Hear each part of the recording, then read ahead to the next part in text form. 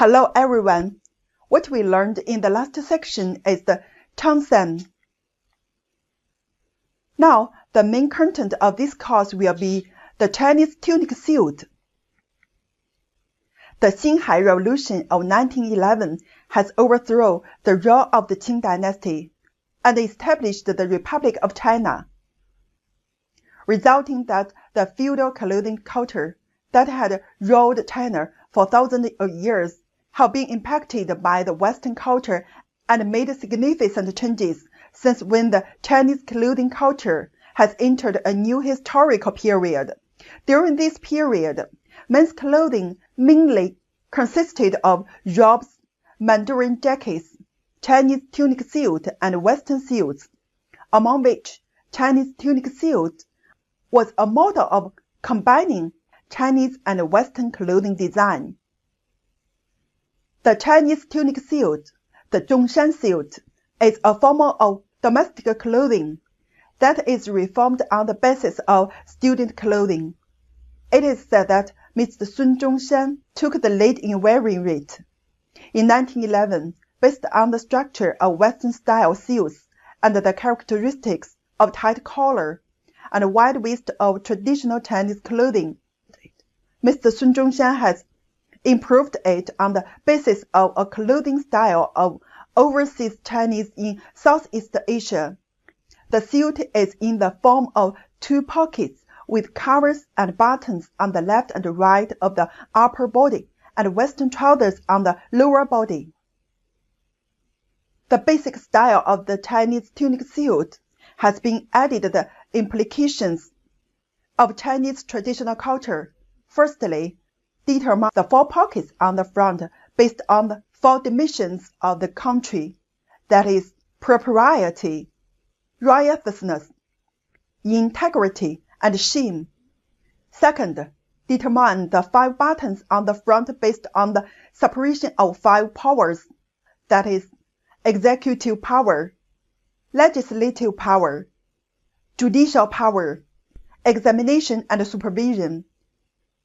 Third, determine the three buttons on the cuffs based on the three people's principles: nationality, civil rights, and people's livelihood. Fourth, there is no seam in the back, indicating the great cause of the peaceful reunification of the country. The Chinese tunic suit has been popular until the establishment of PRC, which has an important influence on the modern clothing of our country. Even today, when costumes are so diversified, the Chinese tunic suit still has its place. In 1956, designer Tian A-tong was appointed to design a suit for Chairman Mao. He made some improvements to the Chinese tunic suit that he changes the covers of the two upper pockets into curved and sharp shape, shoulder pads raised up a little bit.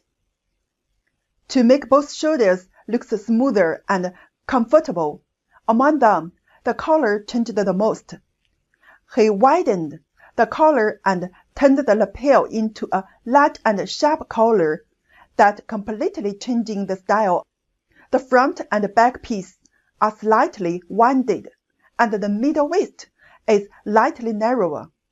The back piece is longer than the front piece, making the person more majestic. Since then, Chairman Mao always wears the suit when he is on important occasions, so some foreign media have called such improved Chinese tunic suit the Mao suit. As it were, the Chinese tunic suit is of special significance during the construction of China's modern nation-state. It is not only an embodiment of nationality, but also a modern garment.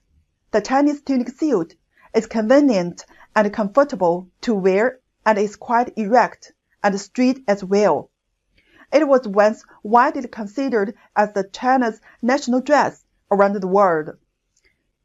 It's a routine dress for Chinese appearing on the international stage.